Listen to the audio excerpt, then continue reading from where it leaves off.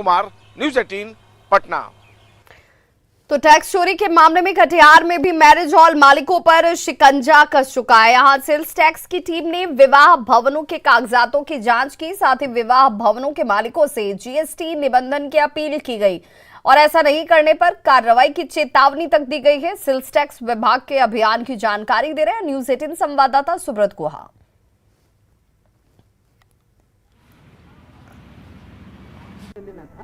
Hi tech विवाह भवन चलाने वालों को भी अब जीएसटी के दायरे में शामिल किया जा रहा है और उन लोगों को बाकायदा जानकारी देके नोटिस थमाया जाता है। आप देख सकते हैं जो टीम है वो लगातार इस तरह के विवाह भवन तक पहुंच रहा है और इस बारे में जो विवाह भवन है उनके जो ऑनर है या जो मैनेजर है उन तक जानकारी पहुँचाया जाए। क्या हो रहा है प्रोसेस पूरा, आइए बात कर लेते हैं। सरकार का ऊपर से आदेश आता है तो हम लोगों ने मतलब जो है हम लोग विवाह भवन तक पहुंचते हैं। इसके लिए जो है हम लोग निरीक्षण का कार्यवाही करते हैं। नोटिस तो बाद में दी जाएगी, पहले तो हम लोग निरीक्षण करते हैं कि भाई क्या किस तरह से क्या इनका टर्नओवर बनता है, क्या ये जीएसटी के काबिल है या नहीं। उस तरह से बुक्स ऑफ अकाउंट्स इसको देखने का प्रयास करते हैं।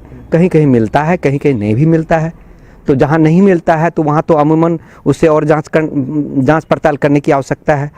तो निश्चित तौर पर अधिकारी बता रहे हैं इस तरह की कार्रवाई से जो विवाह भवन के ऑनर है, चाहे जो मैनेजर है या जो संचालक है, वो अब जीएसटी के दायरे में आएंगे और जो सरकार के राजस्व है उस पर बढ़ोतरी होगा। सुब्रत, न्यूज 18 कटिहार।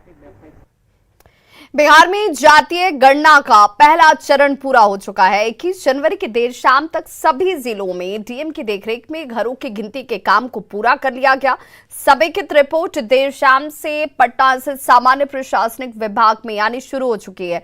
आज सभी जिलों से पूरी रिपोर्ट आने की संभावना जाहिर की गई है और जिलों से आ रहे आंकड़ों के मुताबिक बात की जाए तो कहीं पर परिवारों की संख्या अनुमानित संख्या से बहुत बड़ी है तो कहीं पर जिले में यह संख्या घट चुकी है। पहले चरण के दौरान सभी घरों पर नंबरिंग की गई है और इनमें रहने वाले परिवारों की संख्या को इंगित किया गया है, लिखा गया है। इस काम में 1,75,000 कर्मी लगे हुए थे। बिहार में जाति आधारित गणना का प्रथम चरण पूरा हो चुका है। सामान्य प्रशासन विभाग, जहां इस वक्त हम खड़े हैं, यह सामान्य प्रशासन विभाग है और यहां पर शनिवार की देर रात से जो समेकित रिपोर्ट है वो आनी शुरू हो गई है और आज रविवार को ऐसी संभावना जताई जा रही है कि सभी जिले की रिपोर्ट यहां पहुंच जाएगी। विभाग में इसके लिए विशेष सेक्शन संख्या 28 बनाया गया है। इस चरण के बाद यह पूरी तरह से स्पष्ट हो जाएगा कि राज्य में मौजूदा घरों और किसी तरह के बसावटों में रहने वाले परिवारों की रियल संख्या जो है वो कितनी है। शुरुआती जो आकलन है उसके हिसाब से संख्या बढ़ने के अनुमान लगाए गए हैं। सभी जिलों से आंकड़े आने के बाद ही स्थिति स्पष्ट हो पाएगी कि इसमें कितनी बढ़ोतरी है, परिवारों की संख्या में कितने प्रतिशत की बढ़ोतरी हुई है, इसका अंदाजा लग पाएगा। हालांकि जिलों से जो आंकड़े मिलने शुरू हो गए हैं उसके मुताबिक कहीं परिवारों की संख्या अनुमानित संख्या से बढ़ी है तो कहीं घटी भी है। पटना, बेगूसराय, वैशाली, औरंगाबाद, कैमूर, बक्सर, रोहतास में अनुमान से परिवारों की संख्या कम मिली है, जबकि सिवान, गोपालगंज, सारण, जहानाबाद, नालंदा, नवादा और भोजपुर में परिवारों की संख्या अनुमान से ज्यादा रिकॉर्ड की गई है। पहले चरण की गणना 7 जनवरी को शुरू हुई थी। इस गणना के दूसरे चरण की शुरुआत अप्रैल में होने की संभावना जताई जा रही है। हालांकि अभी से इसके शुरू होने की कोई तारीख निश्चित नहीं की गई है।